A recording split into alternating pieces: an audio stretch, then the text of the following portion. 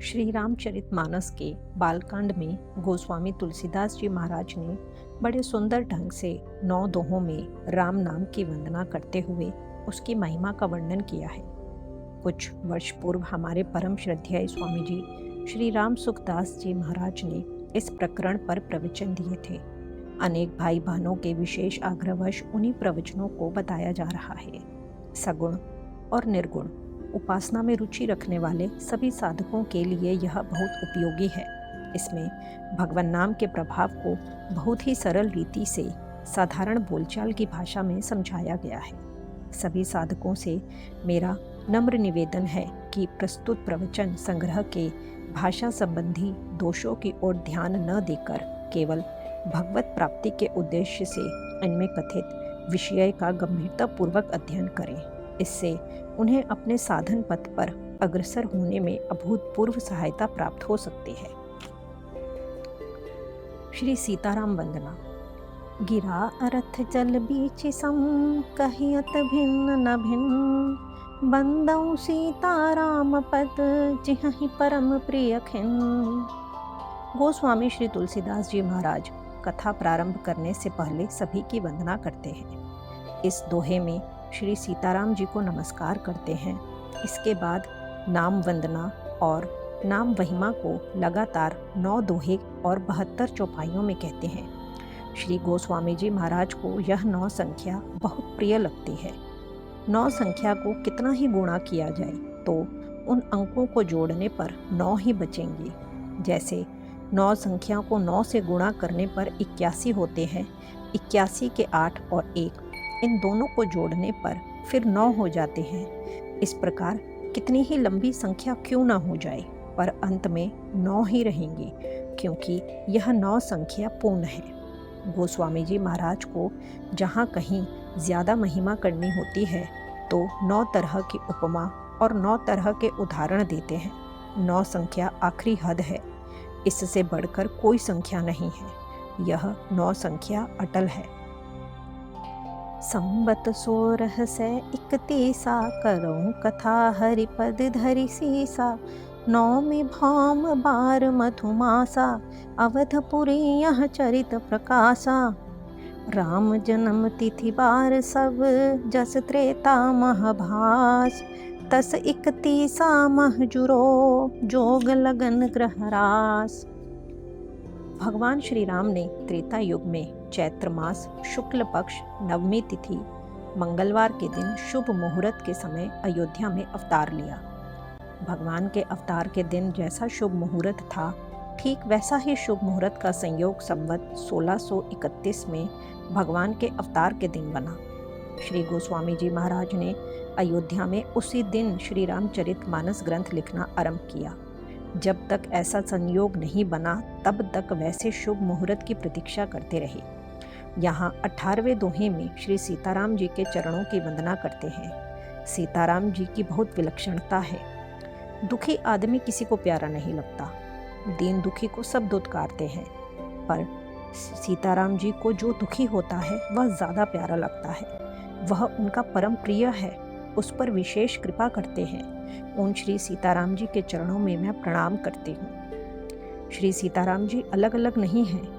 इस बात को समझाने के लिए 2 दृष्टांत देते हैं। जैसे गिरा अर्थ और जल बिछी कहने का तात्पर्य है कि वाणी और उसका अर्थ कहने में 2 हैं, पर वास्तव में 2 नहीं, 1 है। वाणी से कुछ भी कहोगे तो उसका कुछ ना कुछ अर्थ होगा ही, और किसी को कुछ अर्थ समझाना हो तो वाणी से ही कहा जाएगा। ऐसे परस्पर अभिन्न हैं। इसी तरह जल होगा तो उसकी तरंग भी होगी। तरंग और जल कहने में 2 हैं, पर जल से तरंग या तरंग से जल अलग अलग नहीं है, एक ही है। गिरा और बीची ये दोनों स्त्रीलिंग पद हैं।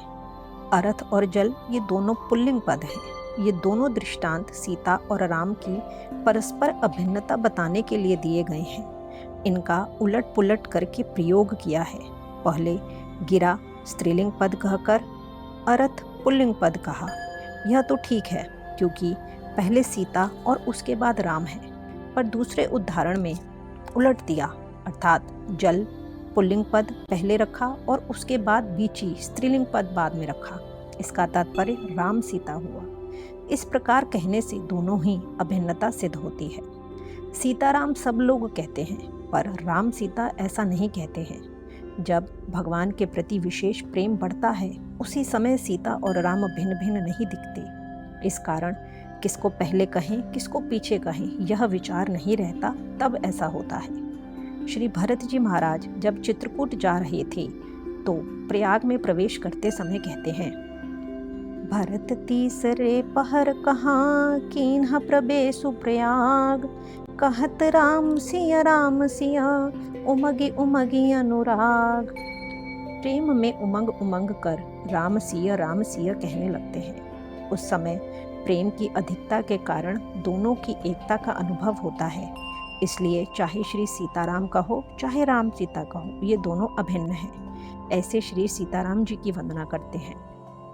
अब इससे आगे नाम महाराज की वंदना करके 9 दोहों में नाम महिमा का वर्णन करते हैं।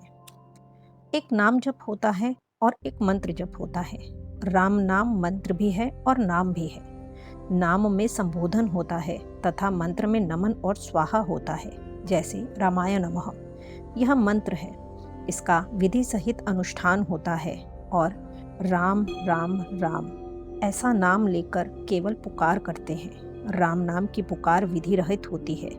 इस प्रकार भगवान को संबोधन करने का तात्पर्य यह है कि हम भगवान को पुकारें, जिससे भगवान की दृष्टि हमारी तरफ खिंच जाए। जैसे सोए हुए किसी व्यक्ति को पुकारें तो वह अपना नाम सुनते ही नींद से जग जाता है, ऐसे ही राम राम राम करने से राम जी हमारी तरफ खिंच जाते हैं। जैसे एक बच्चा माँ माँ पुकारता है तो माताओं का चित्त उस बच्चे की तरफ आकृष्ट हो जाता है। जिनके छोटे बालक हैं उन सबका एक बार तो उस बालक की तरफ चित्त खींचेगा, पर उठकर वही माँ दौड़ेगी जिसको वह बच्चा अपनी माँ मानता है। माँ नाम तो उन सबका ही है जिनके बालक हैं, फिर वे सब क्यों नहीं दौड़ते? सब कैसे दौड़ें? वह बालक तो अपनी माँ को ही पुकारता है। दूसरी माताओं के कितने ही सुंदर गहने हों, सुंदर कपड़े हों, कितना ही अच्छा स्वभाव हो, पर उनको वह अपनी माँ नहीं मानता। वह तो अपनी माँ को ही चाहता है, इसलिए उस बालक की माँ ही उसकी तरफ खिंचती है। ऐसे ही राम राम हम आर्त होकर पुकारें और भगवान को ही अपना माने तो भगवान हमारी तरफ खिंच जाएंगे। जैसे गजराज ने पूरा नाम भी उच्चारण नहीं किया, उसने केवल हे ना आधा नाम लेकर पुकारा, उतने में भगवान ने आकर रक्षा कर दी। शास्त्रीय विधियों की इतनी आवश्यकता नहीं है जितनी इस तरह आर्त पुकारने की है। इसलिए आर्त होकर, दुखी होकर भगवान को अपना मान कर पुकारें और केवल उनका ही भरोसा, उनकी ही आशा, उनका ही विश्वास रखें और सब तरफ से मन हटाकर उनका ही नाम लें और उनको ही पुकारें।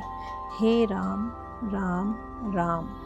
आर्त का भाव तेज होता है, इससे भगवान उसकी तरफ खिंच जाते हैं और उसके सामने प्रकट हो जाते हैं। तभी तो भगवान प्रहलाद के लिए खंभे में से प्रकट हो गए। भीतर का जो आर्त भाव होता है वही मुख्य होता है। राम नाम उच्चारण करने की बड़ी भारी महिमा है। उस राम नाम का प्रकरण रामचरितमानस में बड़े विलक्षण ढंग से आया है। जय श्री सीताराम जी महाराज की जय।